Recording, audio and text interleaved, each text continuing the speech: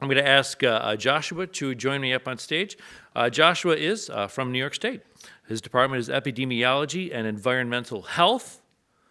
His future career plans, a physician scientist. Wish him the best of luck with that. The presentation title is Bacteria and Blood Pressure, Exploring the Link Between the Oral Microbiome and Hypertension.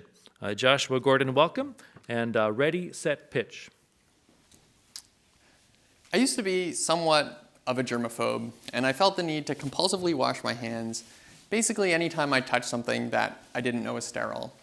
I still feel that way sometimes, but I'm working on it because now I know that many of the bacteria that live on my skin are actually helping me.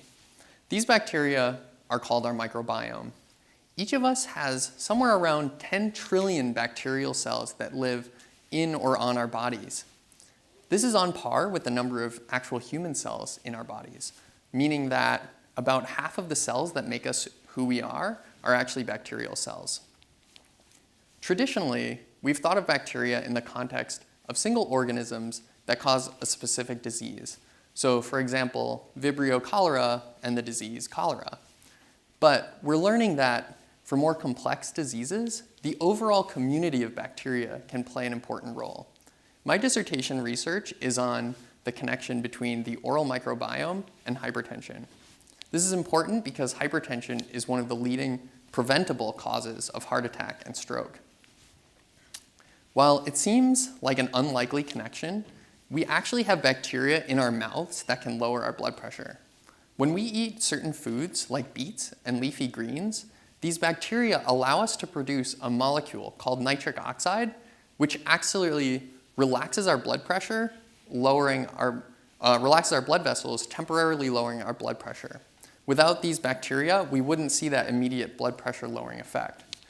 But what we don't know is whether or not these bacteria can actually prevent hypertension from developing in the long term. In epidemiology, we study disease in population. We usually conduct large studies where we measure exposure to various risk factors and outcome of disease. For my research, we've collected oral plaque samples from hundreds of study participants. We analyze the samples to determine the composition of the microbial communities that exist in the plaque. Then we determine whether or not the donors develop hypertension and analyze the data to determine if there's a connection. I can envision a future of personalized medicine where we use data from our microbiome to determine disease risk and hopefully allow for better prevention of disease.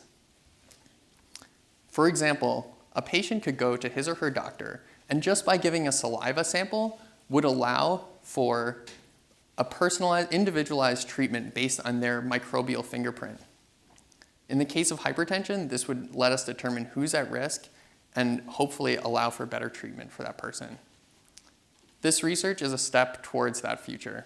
Thank you.